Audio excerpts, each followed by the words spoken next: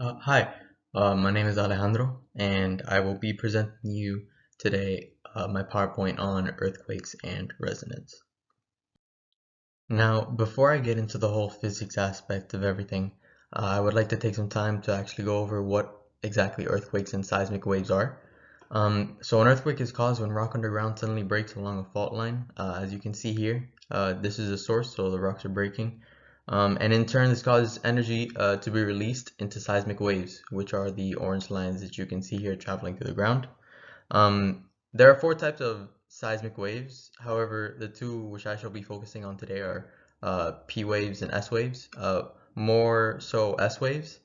And what I mean, or in a seismic wave, also before I get into the next slide, is an elastic wave in the earth produced by an earthquake or by other means. And what I mean exactly by elastic is motion in the medium in which particles are displaced, and then a force proportional to the displacement acts on the particles once again to restore them to their original position.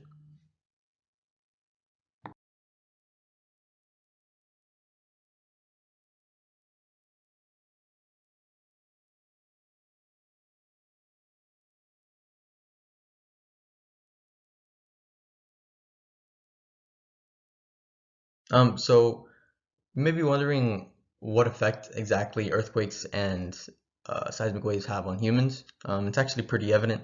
But before I get deeper into that, while seismology and its physics can be fascinating, earthquakes do have the potential to cause some serious damage to urban areas, especially to taller buildings in that area.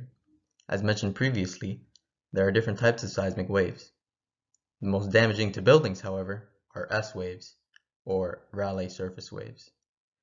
They do so much damage to these buildings because buildings are more fragile when a horizontal motion is acting upon them, not a vertical motion.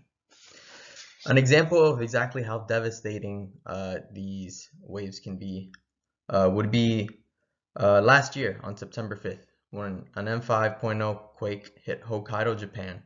It left dozens deceased or otherwise injured and caused more than 1.7 billion in damage, according to Aeon.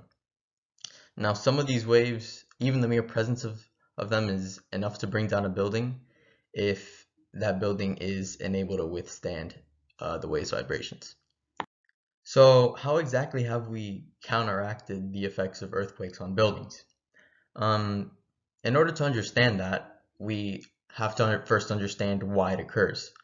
So, all buildings have a natural frequency of oscillation. When seismic waves shake the ground beneath a building at this natural frequency, the structure begins to sway. This phenomenon is known as resonance, and it can be seen when two tuning forks of the same frequency are hit. If one is hit, then in turn the other one will begin to vibrate also because it is the same frequency. Um, so how exactly, again, have we been able to present more buildings collapsing due to earthquakes and resonance?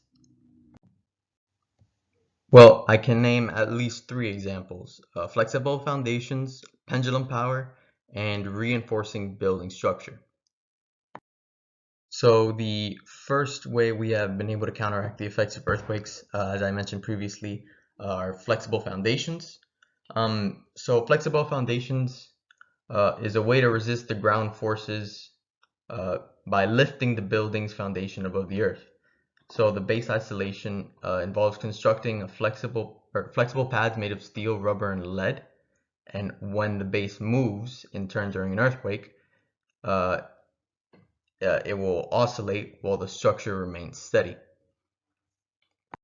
Now, the second way we have been able to counteract these forces is pendulum power. So, used primarily in skyscrapers, engineers would suspend a large ball with steel cables and with a system of hydraulics at the top of the building. As the building sways, the ball acts as a pendulum and moves in the opposite direction to stabilize the building.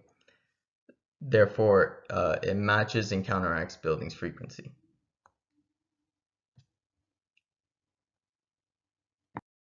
Now, the final way we have been able to counteract these forces is by reinforcing building structure, or otherwise vibrational control.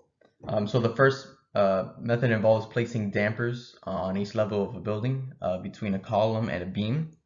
So each damper contains piston heads inside of a cylinder filled with oil.